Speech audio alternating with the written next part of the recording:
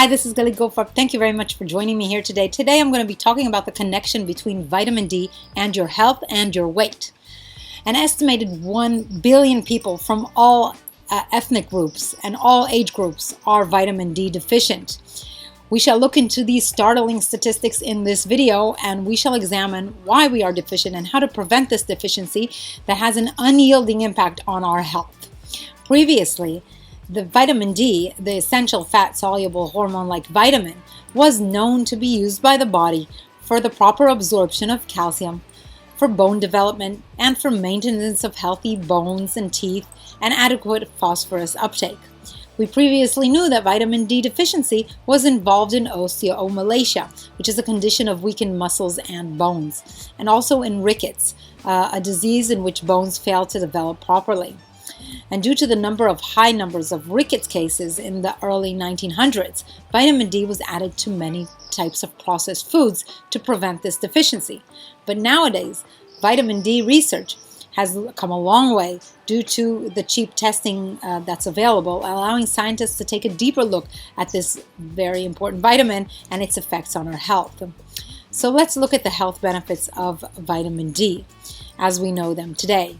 We know that vitamin D is not only involved in bone and teeth health, but it's also involved in cellular growth, and proper neuromuscular functioning, and proper immune function, proper brain function, and it protects against many diseases and conditions, including cancers, type 1 diabetes, multiple sclerosis, leukemia, and it's also involved in weight loss. Now let's look into vitamin D and its connection to weight loss.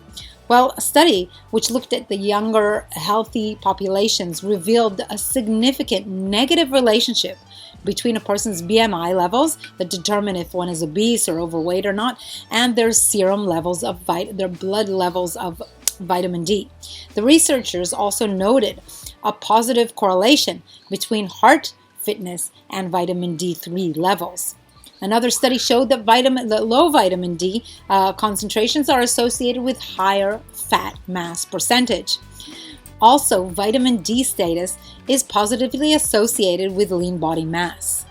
Researchers at the University of Minnesota found that vitamin D levels in the body at the start of a low-calorie diet predict weight loss success. Higher baseline vitamin D levels predicted greater loss of abdominal fat, and their pre-diet vitamin D levels predicted weight loss in a linear relationship. Now, for every increase in 1 nanogram per milliliter of vitamin D2 levels, people ended up losing almost half a pound more on their calorie-restricted diet than those who did not have sufficient vitamin D levels. Now, for each 1 nanogram per milliliter increase in vitamin D3, the active form of vitamin D, the people lost nearly 1/4 pound more. Now, we now know that vitamin D deficiency affects almost every organ and function of our body. So how is this possible? Well, basically, the reason comes from two facts. Vitamin D is not really a vitamin. A vitamin is defined as an essential nutrient that your body cannot produce and must be acquired from the diet. Vitamin D is actually like a hormone because it regulates our body's physiology, and our bodies are capable of producing our own vitamin D levels, our own vitamin D, through the action of sunlight on our skin. We don't need to receive the vitamin itself. A precursor to the vitamin goes through a process in the liver and in the kidneys to produce the vitamin for our body for use. We are actually getting the vitamin D precursor from our diet or from the sunlight hitting our skin, and then it is converted into vitamin D3, which is the active form in our kidneys. Now, vitamin D influences the expression of genes as well. It is needed for all cell renewal, cell growth, and for protein transcription due to its role in allowing access to the DNA of the cell and allowing the cells to get the information needed for protein production. Therefore, we need vitamin D for so many processes in the body. We have actually vitamin D receptors in almost all of our cells of our body, including bone cells, white blood cells, muscle cells, heart tissue cells, brain cells, and the endocrine gland cells. For these reasons, when we have a vitamin D deficiency, it causes havoc on our whole body. For example, deficiency in vitamin D is now known to lead to a weakened immune system, as I stated, increased cancer risk, poor hair and nail growth.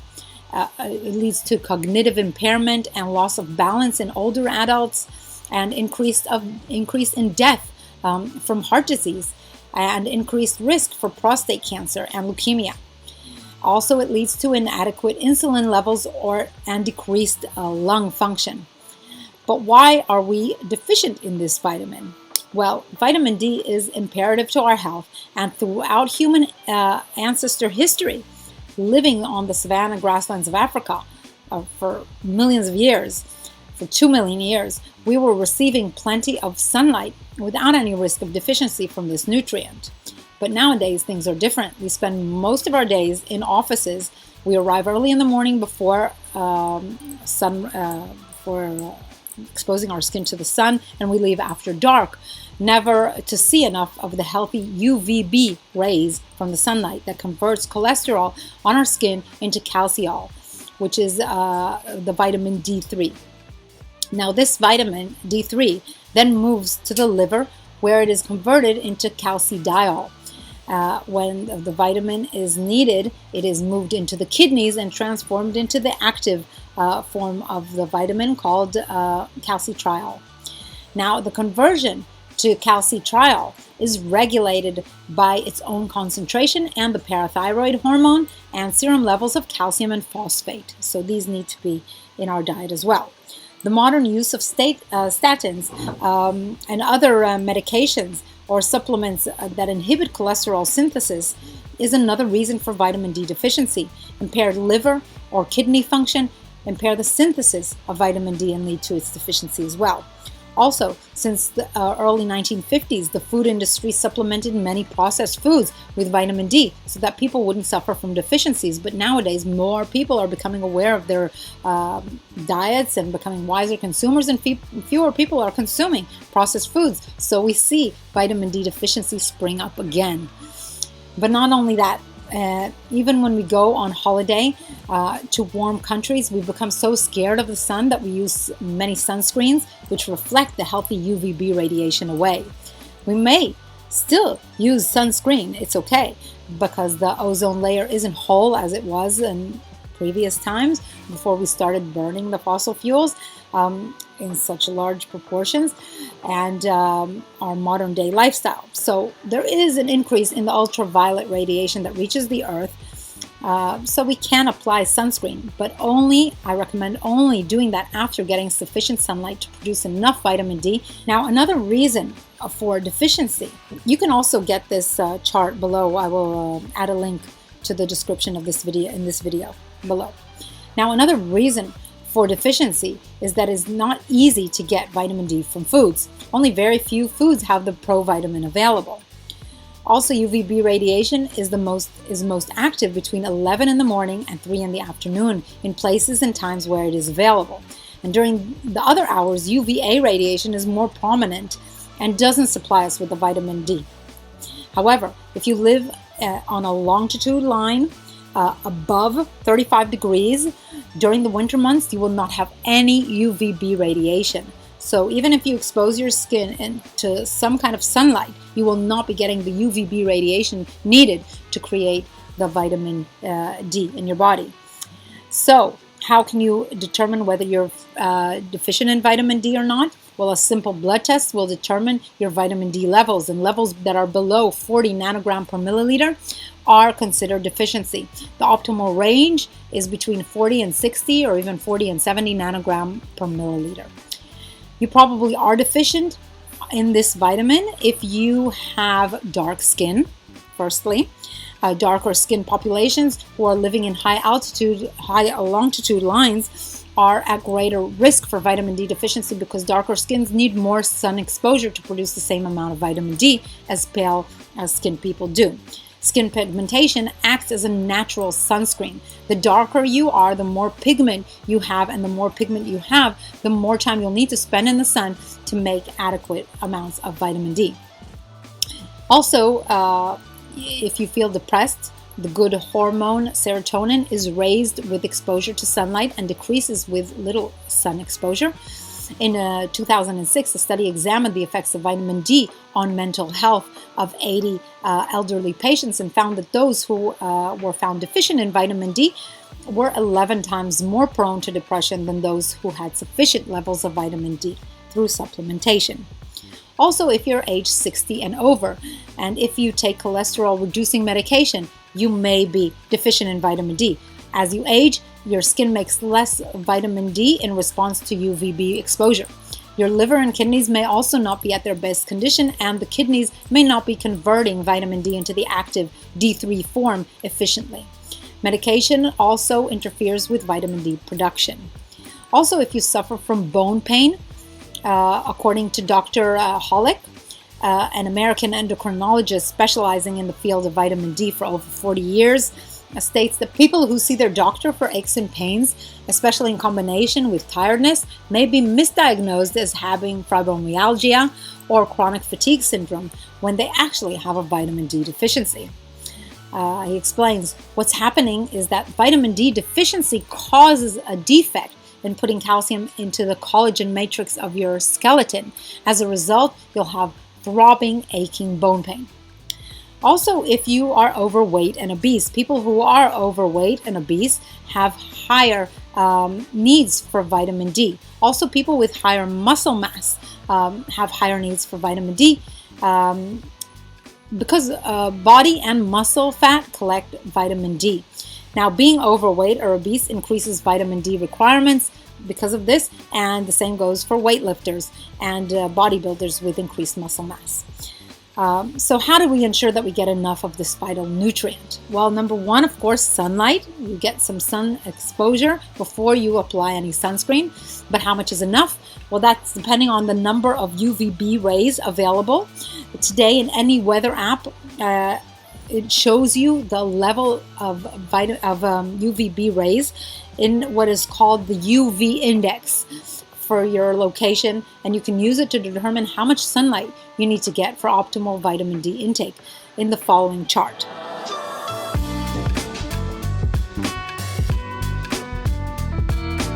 Now, when sunlight reaches your skin, it is also involved in the production of endorphins, which make you feel good and you feel happier. Sunlight exposure in moderation has even been shown to reduce the risk of skin cancer. Now, because of the vitamin D levels because of the vitamin D that is produced. So exposing your skin to sunlight will make you happier and healthier. You want to note that vitamin D has a half-life of only 2 weeks, meaning that your stores can run low after 2 weeks, especially during the winter or 2 weeks after your holiday. You would need to supplement again. Now, also you can get vitamin D from food. Previously, it was thought that only natural foods that contain sufficient vitamin D were fish and oily fish and mushrooms. But now we know that there are certain types of meat that also provide vitamin D because of their skin. They also produce the vitamin D on their skin. So when you consume animal products with their skin, then you will also get some vitamin D. But if you live above 35, the longitude line, then you don't eat meat and you feel depressed, especially during the winter months, then the reason is probably that you lack vitamin D levels. Now, oily fish, mackerel, salmon, trout can also provide you with your daily recommended requirements of vitamin D. But mushrooms are a great source of natural vitamin D, especially when the mushroom, well, really actually only when the mushroom is exposed to sunlight before it is consumed. This action of setting the mushrooms out in the sunlight increases the mushroom's vitamin D levels, so you will get the sufficient levels of vitamin D if you eat them daily. For example, and Maitake mushrooms provide 131% of our daily recommended need for vitamin D. Portobello mushrooms provide 74% of our daily recommended needs, and these are after they are exposed to sunlight. However, it may be unlikely that you're eating such large amounts of mushrooms and you don't get sufficient UVB rays in the place that you are living. Then I would recommend taking a vitamin D supplement. Now, another way to get UVB rays is through narrowband lamps, similar to tanning beds, but not quite the same. They provide only access to the good UVB radiation without the skin burning and skin cancer causing waves. That's why they're called narrowband lamps, because they provide light radiation in a small light bandwidth between 295 and 311 nanometers, so it's very narrow bandwidth. Now, these lamps are very good to solve the problem for anyone living above the 35 longitude line during the winter months that are deprived of natural UVB radiation. Also, as I mentioned, supplementation. It is best to obtain a vitamin D either through sunlight if you can, but if you can't, then definitely during the winter months you want to supplement. I recommend intake through supplementation from 2,000 international units to 4,000 international units per day, including what you get from your diet and what you get from sunlight. So some of us may need to supplement only with about 1,000 international units, and some people may need to supplement with more. Now, if you are using supplementation, I would go for about 2,000 international units for most people on a daily basis. And you want to buy these supplements that have only 2 ingredients. Most of them contain just olive oil and the vitamin D3.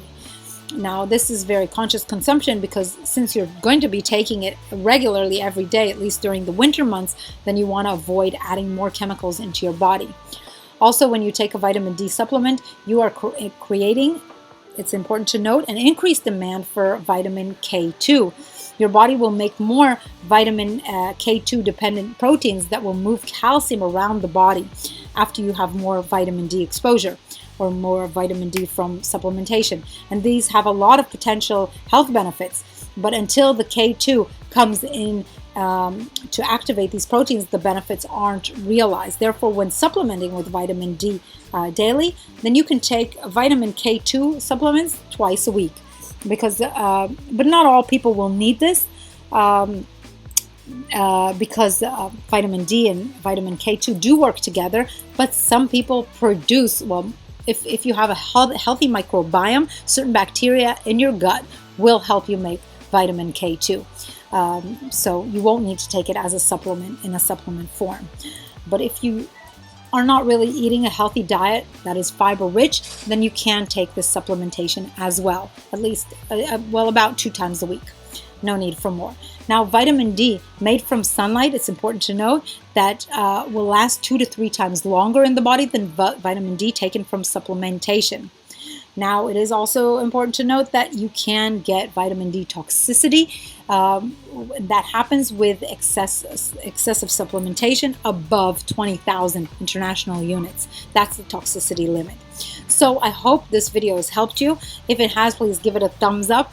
Please also subscribe to this channel if you want anything to help you move your health and weight to a better place. Also visit my website, The Gorilla Diet, where I have programs and anything to really help you with your need to improve your health. So thank you very much for joining me.